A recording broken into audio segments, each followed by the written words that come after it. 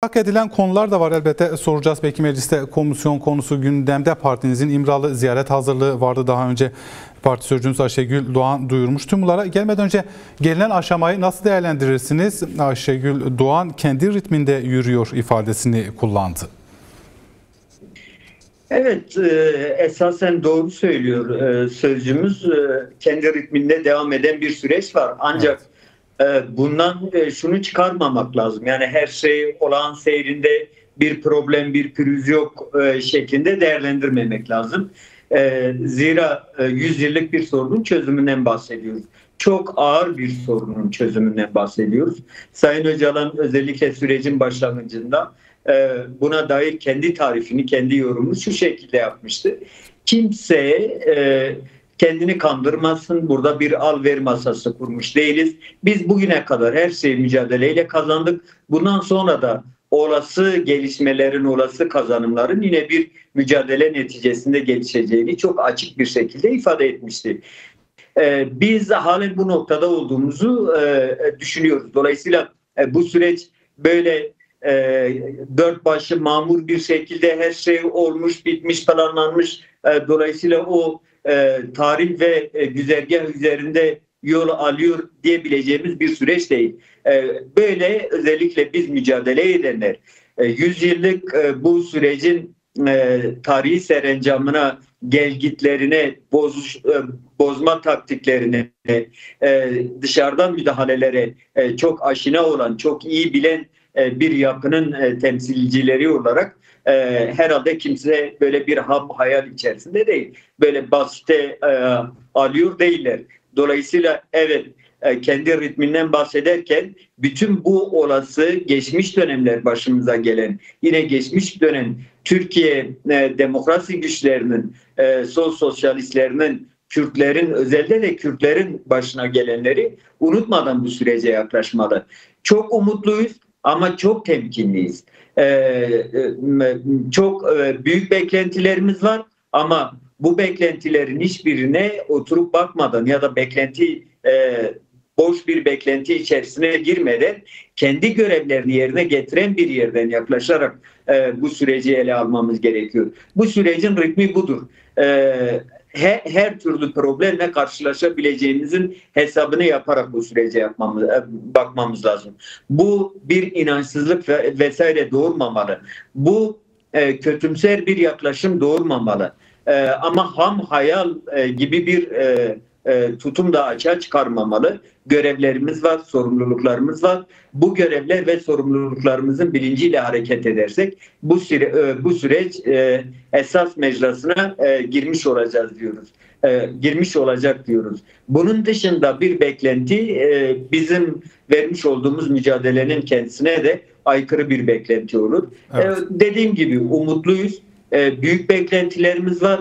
Biz bu sürecin başarıya ulaşacağına dair umudumuzu asla yitirmiyoruz. Bu anlamda heyecanlıyız, coşkuluyuz ama gerçekten kendi pozisyonumuzu da kaybetmememiz gerektiğinin farkındayız. Dolayısıyla dün olduğu gibi bugün de büyük bir mücadele azmiyle bu süreci ilerletmenin birer neferi olarak hareket etmek zorunda olduğumuzu bilmemiz gerekiyor.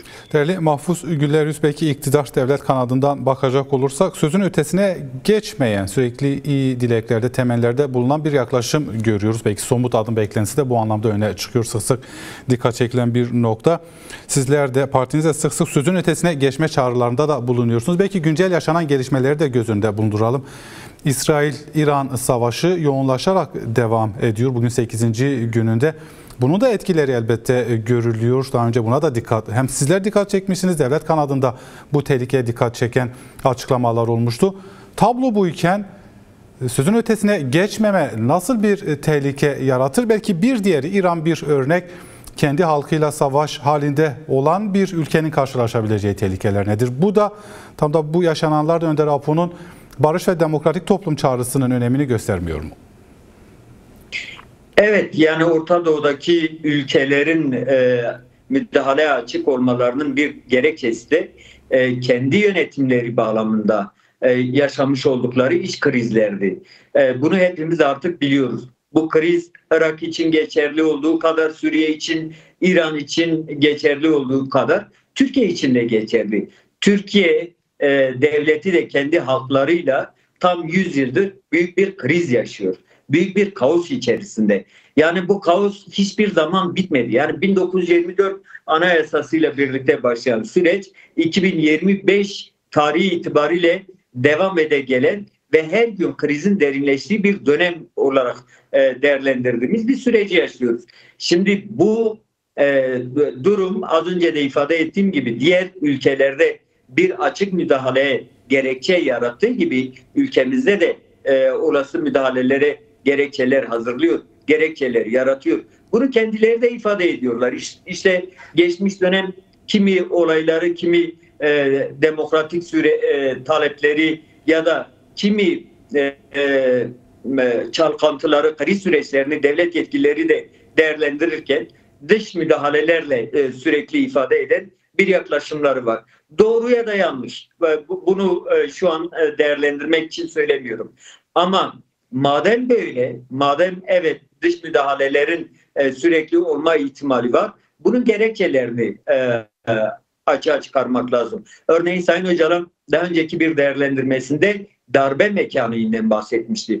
Bu darbe mekaniği 1924'ten günümüze kadar devam eden bir mekanik ve içte ya da dışta iç rahatsızlıklarla ya da dışarıdaki müdahalelerle bir şekilde 10 yılda bir adeta kendini tekrar eden, kendini güncelleyen bir yapı olarak sürekli bu ülkenin gündeminde oldu. Şimdi bütün bunların gerekçesi neydi? İçerideki rahatsızlıklardı. Bakın bu ülkede artık hele son 2016 sürecinden sonra bu ülkede bu rejimden ya da bu gidişattan memnun olan tek bir toplumsal yapı göremezsiniz. Toplumun bütün dinamikleri adeta nefessiz bırakıldı. Adeta bu sürecin ya da bu rejimin mağduru konumuna geldi. Şimdi bu kadar mağduriyet, bu kadar rahatsızlık varken birileri burayı kaşımak istemez mi? Birileri burayı kurcalamak istemez mi? Bu eşyanın tabiatına uygun bir durum. Ülkenin yöneticileri de bunu sürekli ifade ediyor. Darbeden onlar da darbelerden müzdarip olduklarını söylüyorlar. Peki madem öyle, o zaman tam da Sayın Öcalan'ın demokratik cumhuriyet, demokratik ulus perspektifi bütün bunların panzehiri. Bütün toplumsal dinamikleri gören, onların rahatsızlıklarını gören, onları devletin gerçek birer yurttaşı haline getiren düzenlemelerin yapılması artık zorunludur, artık gereklidir. Artık çağ da bunu gerekli kılıyor, toplumsal talepler de bunu gerekli kılıyor. Devletin her geçen gün çürüyen yapısı da bunu zorunlu kılıyor. O zaman artık sizin de ifade ettiğiniz gibi sözlü ifadelerin ötesine geçen yapısal reformların, yapısal dönüşümlerin yapılmasının zamanı geldi de geçti. İşte bunlardan bir tanesi Sayın Öcalan'ın önermiş olduğu komisyondu. Bu komisyonun bir an önce kurulması gerçekten işi pratikleştirme, pratik zemine taşıma noktasında çok önemli bir rol üstlenecek. Çok hayati bir rol üstlenmiş olacak. Tarihi olarak da bayramdan sonrasına atıfta bulunuluyordu. Mecliste tatile girecek. Girmeden kurulsun diyor partiniz. Evet, yani meclis tatile girer mi girmez mi ayrı, ama bu süreç gerçekten tatili falan bekleyebilecek bir süreç değil. Orta Doğu'da yaşadığımız sorunlar, ülkemizin şu an içerisinde bulunduğu kriz, kaos durumu, artık hiçbir kurumun işlevsel olamaması durumu, ekonominin bu kadar çürüyor olması durumu, Türk lirasının artık neredeyse bütün dünya piyasalarında zelil duruma düşmüş olma durumu bunu gerekli kılıyor. Yani bütün bu krizlerden çıkmanın tek yolu gerçekten sağlam bir hukuksal zemine dönüş yapmaktır. Meclisle komisyonu biz bu açıdan çok önemsedik. Bu açıdan önemliydi ve gerekliydi. Biz hala bu konuda ısrarcıyız. İnanıyorum ki mecliste temsiliyeti bulunan bütün partilerin de bu konuda beklentileri ve çalışmaları var. Bizim de çalışmalarımız var. Dolayısıyla başta Sayın Kurtulmuş olmak üzere hükümet yetkililerinin hepsi bu sorunu bir an önce çözmeli. Bu girişimde bulunmak üzere hızlı bir çalışmayla tatili beklemeden, Ekim ayını beklemeden bu süreci sürdürebilmeli. Yasal bir çerçeveye kavuşturabilmeli. Bunun için bütün meclisin çalışmasına gerek yok. Bunu biliyoruz. Geçmiş dönemde de meclis tatildeyken çeşitli çalışmaların yapıldığını hepimiz biliyoruz. Hele bu sorunun özelinde bu çalışmanın yapılması çok ama çok elzemdir, gereklidir ve zorunludur. İnanıyorum ki bu konuda hükümet de artık üzerine düşeni yapacaktır. Bir diğeri belki İmralı'daki koşullar. Parti sözcünüz geçtiğimiz haftaydı, neredeyse 10 gün olacak, bir hazırlık olduğunu söylemişti. İmralı'da yeni bir heyetle görüşme, parti heyetinin İmralı'da Önder Apo'yla görüşmek için hazırlık yaptığını belirtmişti. Bu konuda bir gelişme var mı? Bağlantılı olarak tam da bu nokta itibariyle bu sürecin artık ilerleyebilmesi için özgür yaşar ve çalışır koşullarında önemi bir kez daha ortaya çıkmıyor mu? Evet, yani bu sürecin esasen önemli iki gerekliliği vardı. Sayın Öcalan ilk görüşmesinde bunu ifade etmişti. Bence o halen güncelliğini koruyor ve sürecin ilerleyebilmesinin en önemli iki gerekçesi. Bir tanesi az önce bahsettiğimiz komisyon. Komisyonun olma nedeni şuydu. Ben bir kez daha kamuoyumuzun bilmesi açısından söylüyorum. Komisyon bu süreci toplumsallaştırma bağlamında sadece DEM Parti ile ya da Kürtlerle devlet arasında bir mesele olmaktan çıkarma bağlamında çok hayatiyet arz ediyor. Meşruluk kazanması, toplumsallaşması bağlamında hayatiyet arz ediyor. Birinci gereklilik buydu. İkincisi de şuydu. Sayın Öcalan'ın toplumla ilişkilerinin geliştirilmesiydi. Özgür yaşam ve güvenlik koşullarının oluşturulmasıydı. Bunu Sayın Öcalan kişisel bir talep olarak öne sürmemişti. Bizler de bunun böyle olmadığını çok iyi biliyoruz.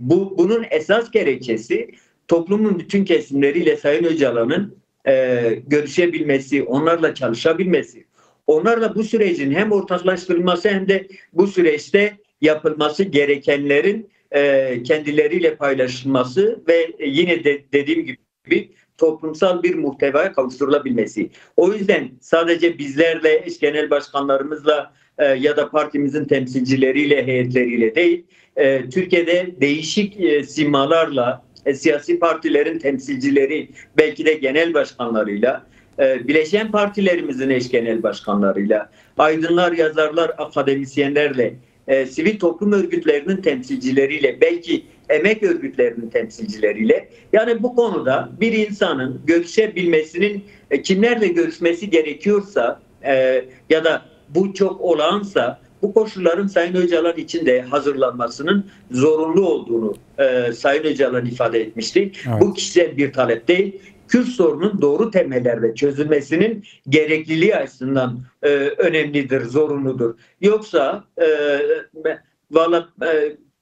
böyle özel bir talep olarak bunu öne sürmek hem doğru değil hem de Sayın Öcalan'a yapılabilecek en büyük haksızlıklardan bir tanesidir. Mesele bu değil. Mesele 100 yıllık gibi kör düğüm haline gelmiş. Bu ülkenin bütün ekonomik kaynaklarını tüketen, bu ülkeyi adeta çürüten bir sorunun bir an önce çözülmesinin yol ve yöntemlerinin bulunmasıdır. Bunun için de bütün toplumla ortaklaşma talebidir Sayın Öcalan'ın.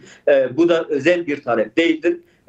Gayet karşılanması makul olan taleplerden biridir. Madem ki çözmek istiyorsak o zaman doğru temellerde bunun çözülmesinin yol ve yöntemlerini bulmak lazım. Değerli Mahfuz Gülerüz, çok teşekkür ediyoruz yorumlarınız, katkılarınız için. Ben teşekkür ediyorum. İyi yayınlar diliyorum. Çok sağ olun. Çok teşekkürler.